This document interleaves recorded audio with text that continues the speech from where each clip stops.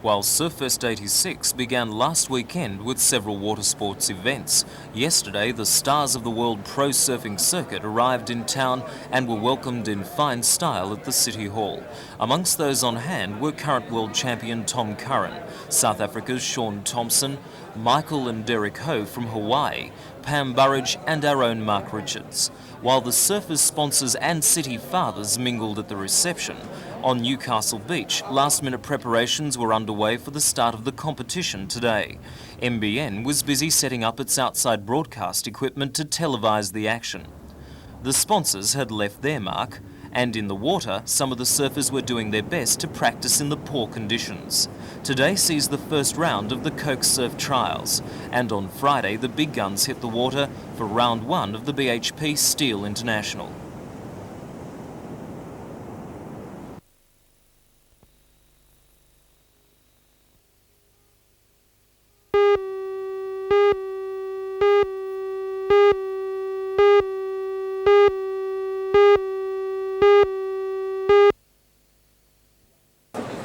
The Young Artists exhibition is the brainchild of the Education Department's Hunter Region Art Curriculum Development Committee.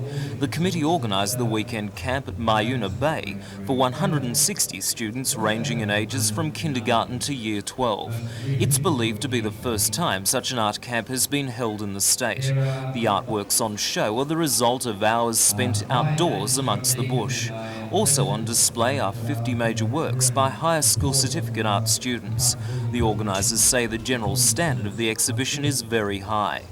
Meanwhile, at Lake Macquarie Council Chambers last night, winners of the Youth Council's International Year of Peace Art and Literature competition were awarded.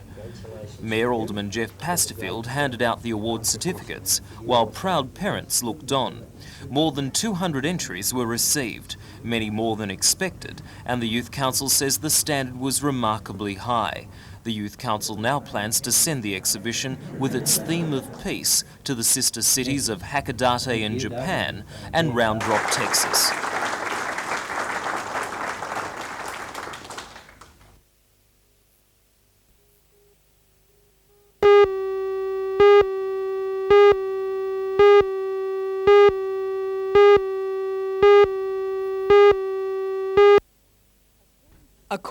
According to the three councils of Muswellbrook, Singleton and Scone, the boom time has come and gone in the Upper Hunter. Back in the early 80s, there were vast injections of capital in this rich coal mining area, but now councils are looking for a cure for the hangover from those heady days. They say they're left with the cost of infrastructure like roads, sewage and water schemes from the boom that didn't last as long and didn't go as high as most people expected. There were also a number of funding schemes started in those years that, according to the councils, are unrealistic in the present economic climate. One of those was the Resources Development Area Policy, which required the councils and the state government to pay for expensive water and sewage works. This policy also meant that developers had to add an extra $2,800 onto each block of land, and according to the Singleton Shire clerk, John Flannery, this has discouraged residential development and placed a huge financial burden on councils. Well, we're saying that rating has got to the extent here now where there's something like 75% of our water and sewage rates go in loan and repayments. It's at a stage where we need to do something, and we're going to make every effort we can to get the Public Works Department to agree to a renegotiation of the headworks charges. Councils in the Upper Hunter are now pushing the Public Works Department to agree to a new method of funding which would divide the costs for water and sewage works equally between the department, the councils and the developers. What will happen if they aren't renegotiated? Well, I don't know. It's stopping development of land at the present time. There's no new development of residential land occurring in the Upper Hunter, and the cost of existing land stock is declining, and that means people won't be able to redevelop or develop new sites. Unless these charges are renegotiated, I think there will be eventually a shortage of land supply in the Upper Hunter.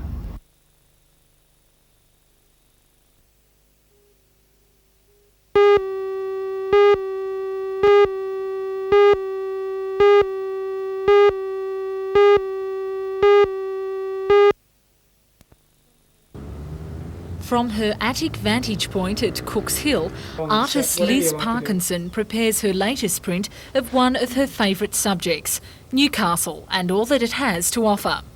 The idea originated from the similar designs of colourful Sydney identity Ken Doan, but Liz says during the past 2 years a style of her own has emerged. Since then I've branched off onto my own style, which is based more on the comedy sort of look, with a cartoon style like the one I'm wearing, which is a satirical t-shirt of the vineyard area. Liz has produced t-shirts and sweaters for the tourist or for the proud citizen. She says they're all original and feature the popular spots found in Lake Macquarie, Port Stephens and of course Newcastle. All of the illustrations, including those on her calendars, come with their own descriptions, which, although Liz describes as humorous, admits they are satirical and sometimes perhaps offensive. Oh yes, some of them have. For instance, on this particular one, when I've got throw up wine sales and come and get junk wine tastings, some of the people up at the vineyards were saying things like, "Oh no, that's not the type of image we're trying to promote here." So they didn't like them at all. Well, if they're not popular, if they're not going to sell, why put those comments on? Oh, but thousands of other people have bought them. A lot of people do have a sense of humour, thank goodness.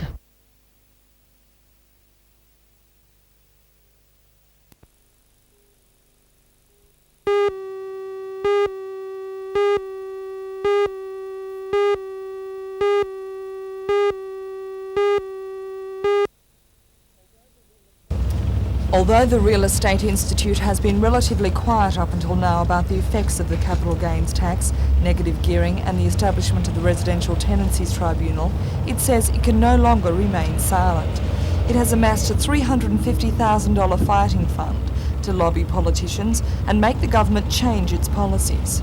Obviously last year when they introduced the capital gains tax and brought in negative gearing, the investor really ran for the hills because they felt that the whole market was going to disintegrate around them. Now, of course, it hasn't really, but the Real Estate Institute are very concerned that the problem that has arisen in Sydney will arise in Newcastle. They have a rental crisis in Sydney at the moment with a vacancy factor of about 0.6 to 0.7%, but in Newcastle we don't have that crisis, but it is going to come. We've got a vacancy factor of about 2.5 to 2.7%, but it is diminishing quickly.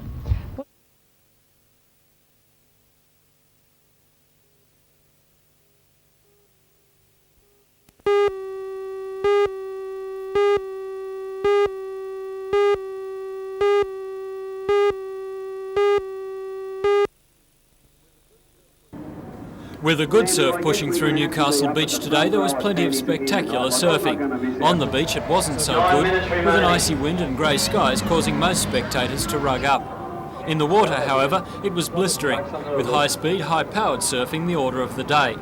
It was the sort of surf that competitors and contest organisers dream about. For the most part, the large field of Australian triallists performed well today.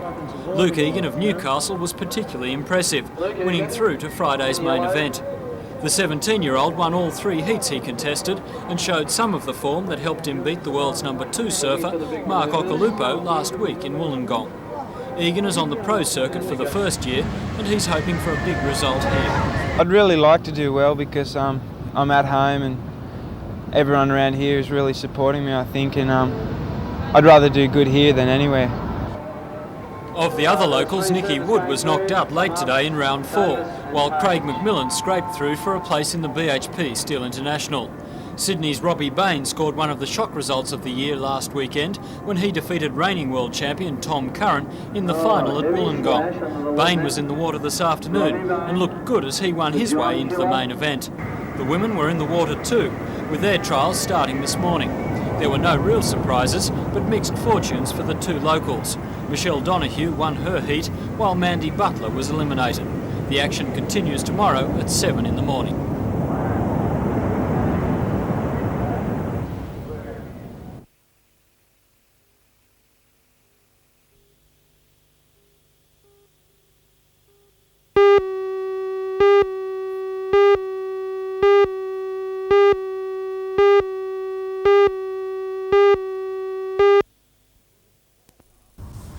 Mick Kelly of the Miners' Federation said today that his union is concerned by the claims and will discuss them immediately with proprietors. There's a meeting in Sydney tomorrow afternoon with the Coal Association between the 2 negotiating committees. That's of course the NLC and the ACA. and that will be on top of the agenda as far as we're concerned, to find out exactly where the Coal Association are standing in relation to those articles and relation to those threatened closures. Coal and Allied, which owns the Aberdare North and Stockrington collieries, was also surprised, saying it's common knowledge that Aberdare is almost worked out. Stockrington is doing relatively well, according to Mining Superintendent Bob Cameron. I believe that we have cause for concern about the future of the coal industry, the underground sector particularly, due to the marketing considerations particularly. But there is no short-term problem for these or any of the Coal and Allied R.W. Miller mines. There's nothing about to happen overnight at those mines. And certainly we were very surprised when we saw the comments in the paper, because nothing had come to us. Nobody had asked us about it until now. A mine which wasn't mentioned by Dr. Story but is of great concern to the Miners' Federation is BHP's Saxonvale open cut. BHP wants to sell after continuing losses, with Newcastle Walls End the much quoted likely buyer at this stage. Mick Kelly says the mine could be profitable and the jobs there retained. But unfortunately nothing has been passed on to the employees at Saxonvale, and it's extremely frustrating to them. And of course they have no real idea about just what their future is at this stage. Do you hold out a great deal of hope that the mine will continue? If BHP can't make a go of it, who could? Well, I believe there are a number of options that are available, and I'm sure that given enthusiastic engineers, particularly with a view to keeping the mine open, that it could in fact be made a goer. BHP decided to go about it the way that they have.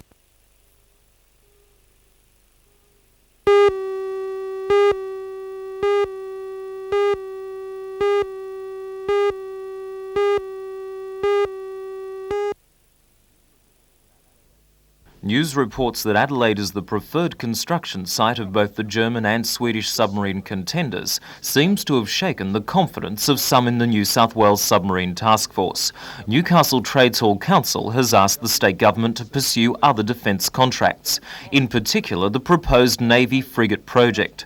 But Trades Hall Secretary Peter Barrick denies that this is an admission of defeat on the submarine contract. I think that we're still very much in contention for the submarine contract. I just believe that the establishment of the New South Wales Submarine Task Force by the state government was a worthwhile initiative, and one that has really carried the bag for New South Wales industry in respect to the submarine contract. We believe that that organisation ought to be put to use and immediately commence to pursue on behalf of New South Wales that other contract.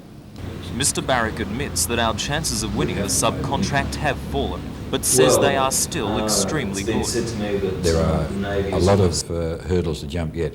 I believe that in the final decisions, based on economic consideration, Newcastle must still be considered the favourite.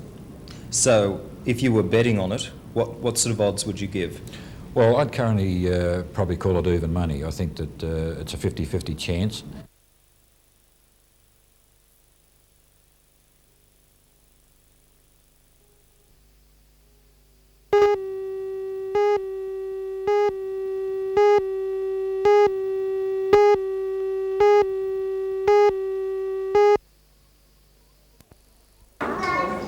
In the past, children enrolling into their first year of primary school were required to be aged 4 years and 9 months. That policy resulted in a delay for those who turned 5 before August the 1st. In most cases, they were forced to miss the first term of the school year, beginning their lessons at the start of second term. Those staggered enrolments will stop with the introduction of the new policy coinciding with the planned 4-term year. Recommendations made by teachers, parents and independent studies showed that a child's educational progress was influenced more by the length of time spent at kindergarten rather than the age of enrolment. In the Hunter, more than 5,500 kindergarten students will begin next year. To help implement the new policy in the region, a team of 5 experienced teachers will visit each school next week, offering advice and resources.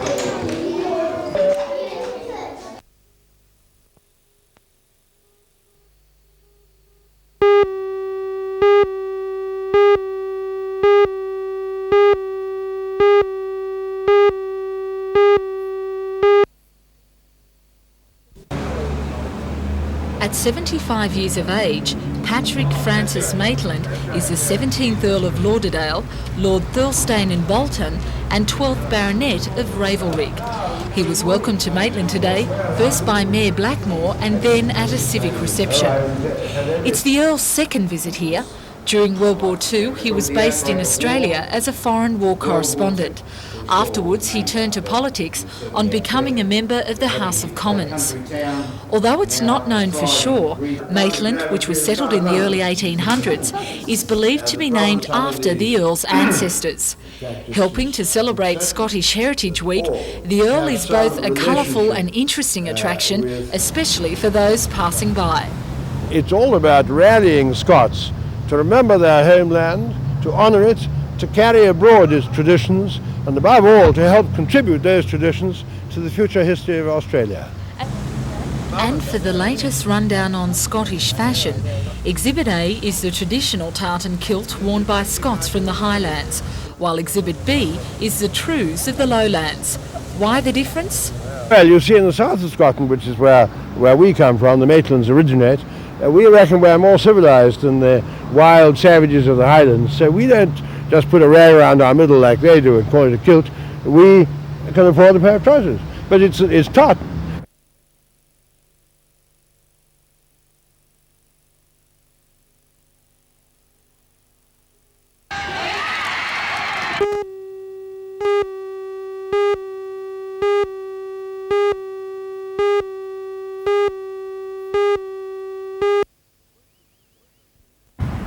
Blues resumed their first innings at 2 for 15 on a perfect strip and in ideal weather. Skipper Wellham was first to go, followed soon after by Mark O'Neill. With that dismissal, Greg Matthews joined night watchman Bob Holland at the crease, proceeded to put some respectability back into the New South Wales score. The honours, though, went to local favourite Bob Holland, who, after more than 3 hours at the crease, 36 valuable runs finally went to an Edmonds delivery.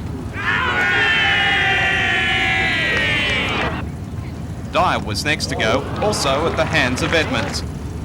Eager to catch the selector's eye, Jeff Lawson took to the attack. Play the ball.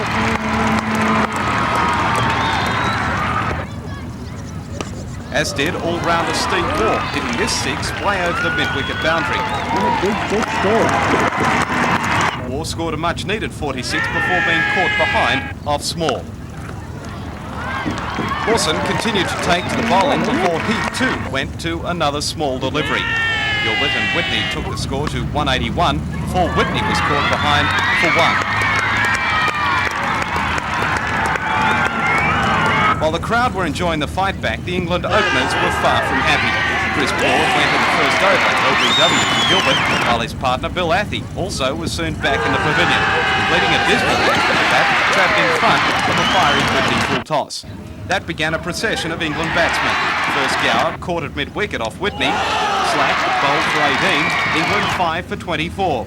The stalwart of England's first innings, Bruce French, was next to go, trapped in front by that man Whitney for 6. And Dave Gilbert too, completing a fine opening spell, taking the prize scalp of Bowden for 7. Both Gilbert and Whitney's fiery spell has no doubt caught the selector's eyes, took place in the second test.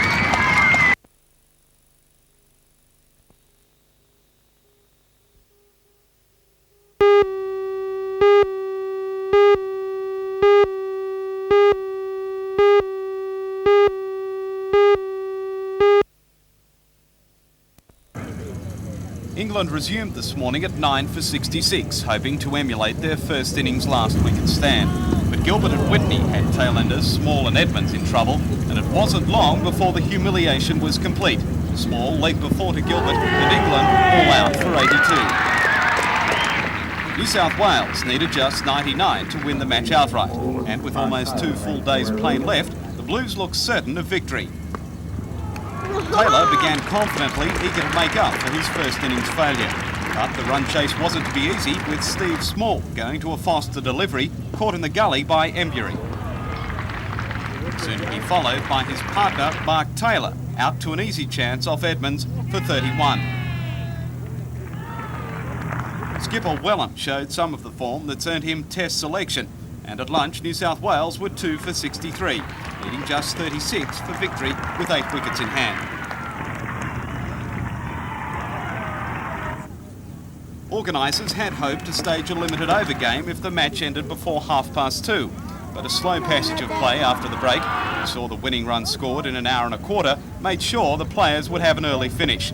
A fact which frustrated the large crowd, but was understandable from the point of view of the tour-weary Englishmen, already showing the effects of a busy schedule. The match has left the Australian selectors with plenty to consider heading into next week's second test, with the destroyer of England's second innings, Michael Whitney, making a strong bid for a test cap. Dirk Wellham gave me the new ball yesterday, which was good. Henry got hit on the shoulder and was a bit sore while he was batting, you know, and it's nice to get the new ball. It just gives you that little bit of extra edge. And Dave Gould and myself both got the early breakthroughs, and we just sort of continued on from there, you know. But to get 5 for against the Poms is a great thing, you know. It's a sort of a little bit of a landmark in my career. I'm quite happy about it, actually.